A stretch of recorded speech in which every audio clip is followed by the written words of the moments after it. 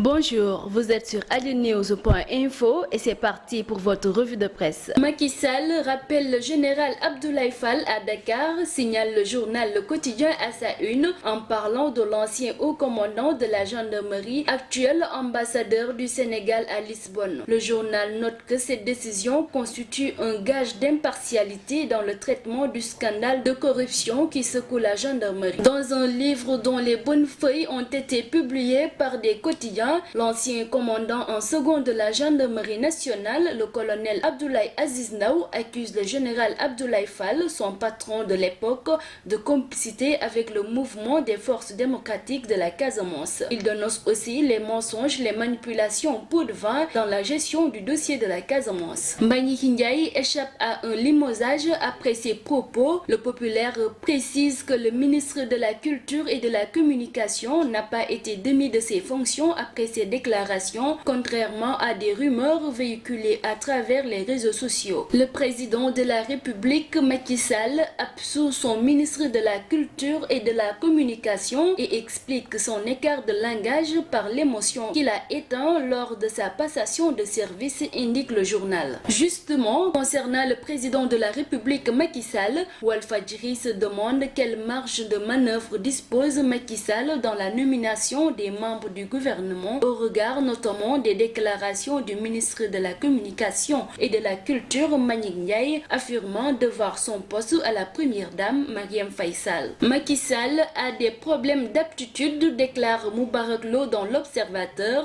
L'économiste ne s'est pas contenté de mettre définitivement un terme à son compagnonnage avec Macky Sall. Il explique les raisons. Parce que très déçu des performances et du mode de gouvernance de Macky Sall, président de la République, j'ai décidé de mettre un terme définitif à notre compagnonnage.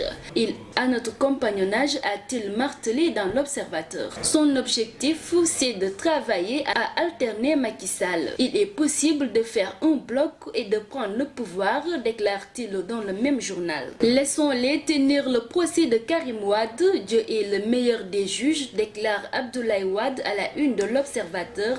Karim Wade va être jugé le 31 juillet prochain, sauf renvoi du procès. Déjà, son père s'en remet à Dieu et invoque le décret divin. Fait divers, drame à l'université Cheikh Anta Diop de Dakar. Un étudiant tue son camarade de 2 violents coups de poing, nous révèle l'Observateur, alors qu'il faisait la queue pour rompre son jeûne comme tous ses camarades étudiants. Sayer Niang aurait été roué de coups par son agresseur au cours d'une altercation. L'incident se serait déroulé dans les couloirs du restaurant central de l'université Cheikh Anta Diop de Dakar.